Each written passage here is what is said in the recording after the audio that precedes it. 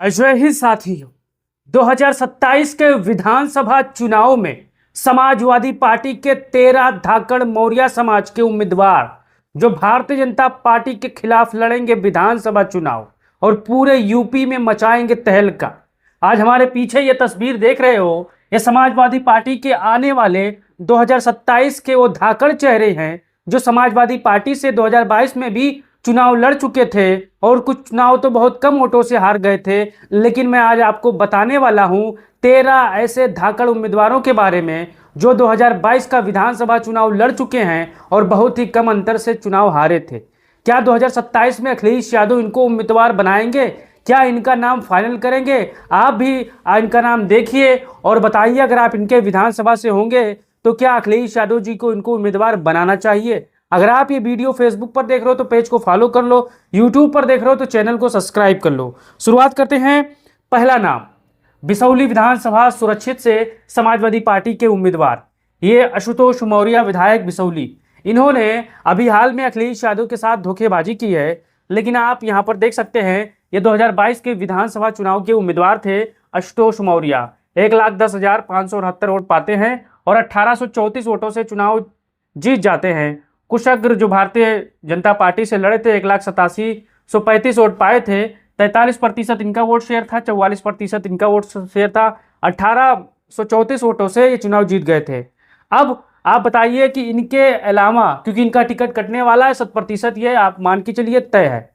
ये अखिलेश यादव के साथ गद्दारी किए थे राज्यसभा के चुनाव में, आप सभी जानते हो। आप बताइए कि बिसौली विधानसभा से अगर आप होंगे तो बताइए कि समाजवादी पार्टी बिसौली से किसको उम्मीदवार बनाए जो जिससे वो समाजवादी पार्टी फिर से जीत जाए। साथियों, आपका क्या राय है बिसौली को लेकर? अपना राय जरूर दीजिएगा। फिर चलते हैं बिलसी विधानसभा की तरफ। बिलसी विधानसभा से समाजवादी पार्टी के उम्मीदवार थे चंद्र प्रकाश मौर्य। आप इनकी तस्वीर यहां पर देख सकते हो और पहचान सकते हो। ये आप देख सकते हो बिलसी विधानसभा चुनाव परिणाम 2022। उम्मीदवार का नाम हरीश शाह, जो कि भारतीय जनता पार्टी से लड़े थे। 93,500 वोट पाए थे और यहाँ पर 25,115 वोटों से भाजपा से जीत गए थे। चंद्र प्रकाश मौर्य समाजवादी पार्टी से चुनाव लड़े थे। 68,385 वोट पाए थे, 25,000 वोटों से चुनाव हार गए थे। यहाँ पर श्रीमती ममता शाह की जो बहुजन समाज पार्टी की उम्मीदवार थी, उन्होंने बहुत तगड़ा वोट काटा था, जिससे सपा उम्मीदवार को 25,000 वोटों से चुनाव हारना पड़ा। अब आपको अपना राय देना और बताना है कि 2027 के विधानसभा चुनाव में अगर अखिलेश यादव चंद्र प्रकाश मौर्य को दोबारा उम्मीदवार बनाते हैं तो क्या ये बिलसी विधानसभा का चुनाव जीत पाएंगे? आपका क्या राय है? अपना राय दीजिए और उस वीडियो को तमाम साथियों तक भेजिए ताकि उनका राय मिल सके। साथियों, फिर चलते हैं बिटारी चैनपुर विधानसभा परिणाम 2022। आप देख सकते हैं, ये पहचान सकते हैं, ये आगम कुमार मौर्य है, अखिलेश यादव जी के साथ खड़े हैं, जो कि भारतीय जनता पार्टी से डॉक्टर राघवेंद्र शर्मा चुनाव लड़े थे। 1,15,417 वोट पाए थे। 15,884 वोटों से यहाँ पर 41 वोटों से ये भारतीय जनता पार्टी के उम्मीदवार चुनाव जीत गए थे। आगम कुमार मौर्य 99,576 वोट पाए थे, 40% वोट था। अब यहाँ पर देखिए बसपा ने क्या खेल किया था, आशीष पटेल को लड़ा दिया था। बहुजन समाज पार्टी ने 22,727 वोट यहाँ पर हासिल किए थे और समाजवादी पार्टी महज 15,841 वोटों से चुनाव हार जाती है। अब आप भी बताइए, अपना राय दीजिए कि अगर अखिलेश यादव आगम कुमार मौर्य जी पर फिर से दांव लगाते हैं तो क्या 2027 का विधानसभा चुनाव बिटारी चैनपुर से आगम कुमार मौर्य मजबूती के साथ पीडीए फार्मूले पर जीत पाएंगे? आपका क्या राय है? अपना राय दीजिए अगर आप बिटारी चैनपुर विधानसभा के होंगे तो। साथियों, फिर चलते हैं निघासन विधानसभा की तरफ। समाजवादी पार्टी के उम्मीदवार थे आर्यश कुशवाहा जी। आप इनको पहचान सकते हैं, समाजवादी पार्टी के बड़े चेहरे हैं। और यहाँ पर आप देख सकते हैं इनके सामने शशांक वर्मा चुनाव लड़े थे, जो 1,24,488 वोट पाए थे, जो भारतीय जनता पार्टी से लड़े थे और 41,000 वोटों से ये चुनाव जीत गए थे। आर्यश कुशवाहा 85,480 वोट यहाँ पर हासिल किए थे, 36% वोट था, यानी 41,000 से समाजवादी पार्टी यहाँ पर निघासन विधानसभा चुनाव हार गई थी। अब आपको अपना राय देना और बताना है, अगर समाजवादी पार्टी यहाँ पर आर्यश कुशवाहा जी को उम्मीदवार फिर से बनाती है तो क्या भारतीय जनता पार्टी से मुकाबला कर पाएंगे? क्या ये चुनाव जीत पाएंगे? अगर आप निघासन के होंगे तो बताइए कि अगर इनके अलावा किसी और पर अगर अखिलेश यादव उम्मीदवार भरोसा जताते हैं तो कौन बेहतर उम्मीदवार हो सकता है? आपका क्या राय है जो समाजवादी पार्टी को निघासन की सीट जिताकर दे सकता है? वैसे तो आर एस कुशवाहा जी बड़े चेहरे हैं, बड़ा नाम है, लेकिन यहाँ पर आप देख सकते हैं किस प्रकार से मजबूती के साथ समाजवादी पीडीए फार्मूला यहाँ पर लगने वाला है और आने वाले समय में भारतीय जनता पार्टी की हालत खराब होने वाली है। अब चलते हैं फर्रुखाबाद की सदर विधानसभा। यहाँ पर आप देख सकते हो उम्मीदवार का नाम मेजर सुनील दत्त, जो भारतीय जनता पार्टी से लड़ी थी, और समाजवादी पार्टी से सुश्री सुमन मौर्य जी लड़ी थी। आप इनकी तस्वीर यहाँ पर पहचान सकते हो। 1,12,314 वोट यहाँ पर हासिल किए थे और 39,000 वोटों से समाजवादी पार्टी यहाँ पर चुनाव हारी थी। अब आपको अपना राय देना है और बताना है कि 2027 का विधानसभा चुनाव अगर श्री सुमन मौर्य जी समाजवादी पार्टी से लड़ती हैं तो क्या जीत जाएंगी या हार जाएंगी, या किसी अन्य उम्मीदवार पर अखिलेश यादव जी को भरोसा जताना चाहिए? आपका क्या राय है? अगर फर्रुखाबाद सदर विधानसभा सीट से होंगे तो अपना राय दीजिए साथियों। अब चलते हैं अकबरपुर रनिया विधानसभा। ये आप पहचान सकते हैं, डॉक्टर राम प्रकाश कुशवाहा हैं, जो कि समाजवादी पार्टी से चुनाव लड़े थे 2022 के विधानसभा चुनाव में।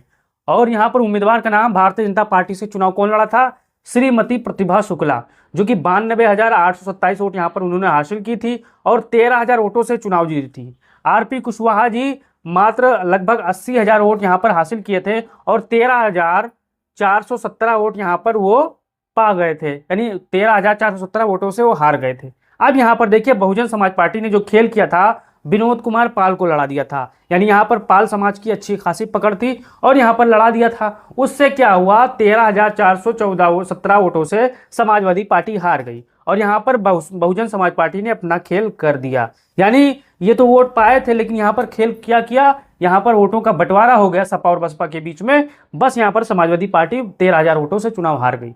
लेकिन अब आपको अपना राय देना और बताना है कि अगर अकबरपुर रनिया विधानसभा से श्री राम प्रकाश कुशवाहा जी को अगर अखिलेश यादव दोबारा उम्मीदवार बनाते हैं तो क्या चुनाव फतेह कर पाएंगे या जीत पाएंगे? आपका क्या राय है? राय देती रहिए। और इनसे बेहतर कौन उम्मीदवार हो सकता है? आपका क्या राय है? कमेंट बॉक्स खुला है, राय देते रहिए साथियों।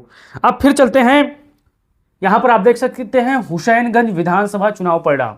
श्रीमती उषा मौर्य, जो समाजवादी पार्टी से 25,181 वोटों से चुनाव जीत गई थी, 91,884 वोट पाई थी, सपा से शानदार तरीके से चुनाव जीत गई थी। इनके खिलाफ राघवेंद्र प्रताप सिंह धुन्नी चुनाव लड़े थे, जो यहां पर 66,703 वोट पाए थे। अगर आप भी हुसैनगंज के होंगे तो आप अपने विधायक उषा मौर्य को जरूर पहचानते होंगे। अब आप बताइए कि अगर हुसैनगंज से अगर इनको कंटिन्यू किया जाए तो क्या ये दोबारा चुनाव जीत सकती हैं या फिर समाजवादी पार्टी इनके सीट पर टिकट का बदलाव करना चाहिए? आपका क्या राय है? अपना राय देते रहिए और बताइए कि हुसैनगंज विधानसभा में पीडीए का जो फार्मूला है कितना मजबूत है? आपका क्या राय है साथियों।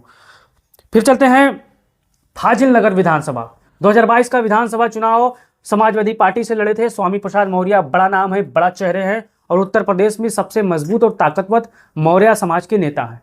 यहाँ पर आप देख सकते हैं सुरेंद्र कुशवाहा, जो 1,16,000 वोटों से यहाँ पर पाए थे और 45,014 वोट यहाँ पर ये समाजवादी पार्टी को हरा दिए थे। अब यहाँ पर स्वामी प्रसाद मौर्य 71,015 वोट पाते हैं, जो कि यहाँ पर 45,014 वोटों से चुनाव हार जाते हैं। अब आप बताइए कि अगर फाजिल नगर से दोबारा समाजवादी पार्टी गठबंधन से अगर ये चुनाव लड़ते हैं तो क्या फाजिल नगर विधानसभा से चुनाव जीत पाएंगे स्वामी प्रसाद मौर्य? आपका क्या राय है? अपना राय दीजिए। या फिर कोई और उम्मीदवार होगा समाजवादी पार्टी से इस सीट पर? आपका क्या राय है? क्योंकि यहाँ पर बहुजन समाज पार्टी ने मुसलमानों का वोट काट लिया था, आप सभी जानते हो। अगर यहाँ पर कोई बड़ी बात नहीं है, कुछ यहाँ पर मुसलमानों का वोट इलियास यानी बहुजन समाज पार्टी से लड़े थे वो काटे थे, कुछ यहाँ पर आईएम वाले काटे थे, कुछ यहाँ पर कांग्रेस पार्टी काटी थी। अगर ये लोग कुल मिला के समाजवादी पार्टी में आ गए होते तो स्वामी प्रसाद मौर्य विधायक होते आज साथियों। लेकिन अब यहाँ पर आपको देखना है और बताना है कि 2027 का जो विधानसभा चुनाव होगा वो स्वामी प्रसाद मौर्य क्या सपा से चुनाव लड़ेंगे? आपका क्या राय है? फिर चलते हैं रबर्ट्सगंज विधानसभा की तरफ। ये आप पहचान सकते हो अविनाश कुशवाहा जी हैं, जो बहुत ही कम अंतरों से चुनाव हारे थे साथियों। उम्मीदवार का नाम भूपेश चौबे, जो कि 84,496 वोट पाए थे, भारतीय जनता पार्टी से चुनाव लड़े थे।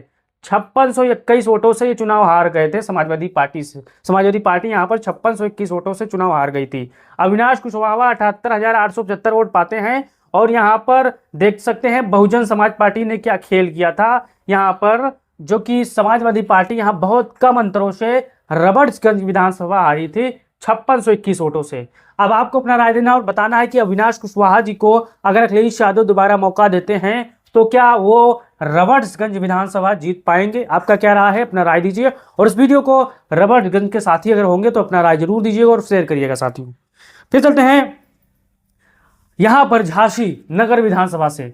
यहां पर आप देख सकते हैं सीताराम कुशवाहा और रवि शर्मा के बीच में मुकाबला हुआ था। भारतीय जनता पार्टी यहां पर तगड़ा जीती थी। 76,353 वोटों से यहां पर भारतीय जनता पार्टी जीती थी और समाजवादी पार्टी 71,000 वोटों से चुनाव हार गई थी। कैलाश साहू जो बहुजन समाज पार्टी से लड़े थे 17,000 वोट पाए थे। लेकिन अब आपको बताना है कि समाजवादी पार्टी झांसी नगर विधानसभा से किसको उम्मीदवार बनाए जो कि भारतीय जनता पार्टी से मुकाबला कर सके और मजबूती के साथ चुनाव जीत सके। आपको बताना है कि आज सीताराम कुशवाहा जी को फिर से उम्मीदवार बनाना चाहिए या फिर किसी और चेहरे पर भरोसा जताना चाहिए। आपका क्या राय है साथियों।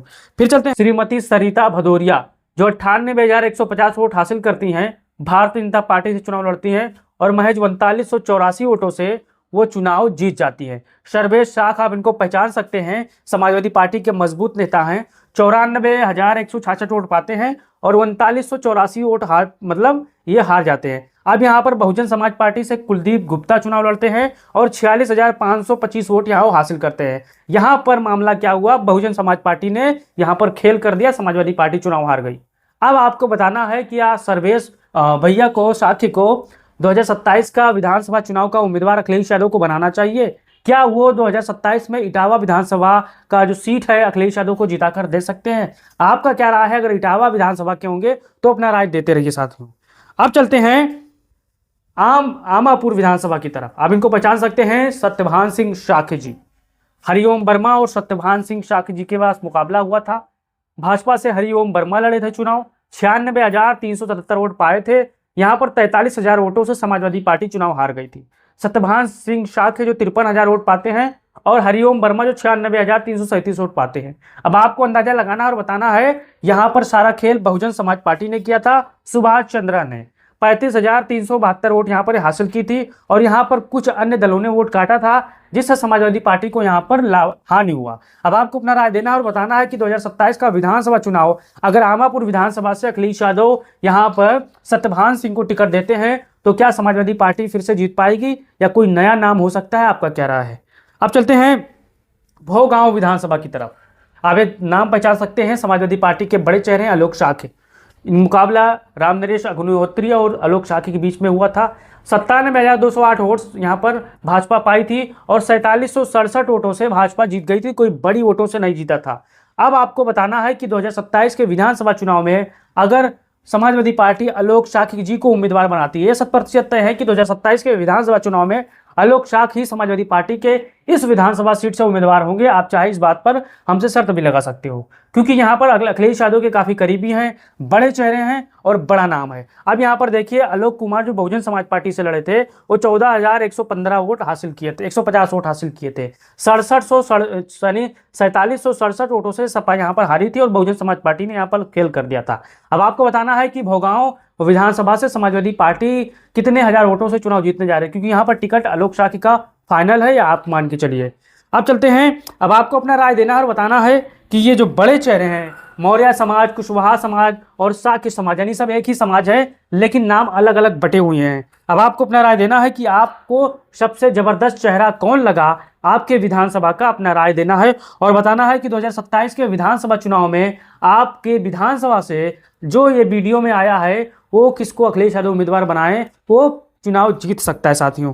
अब आपको अपना राय देना है और बताना है कि 2027 में अगर समाजवादी पार्टी मौर्य समाज के इन 13 धाकड़ नेताओं को अगर उम्मीदवार बनाती है तो क्या अखिलेश यादव इन सभी सीटों पर चुनाव जीत पाएंगे? आपका क्या राय है, अपना राय दीजिए क्योंकि आने वाले समय में बहुत जल्द समाजवादी पार्टी उम्मीदवार घोषित करेगी और समाजवादी पार्टी सबसे ज्यादा पीडीए समाज को टिकट देगी।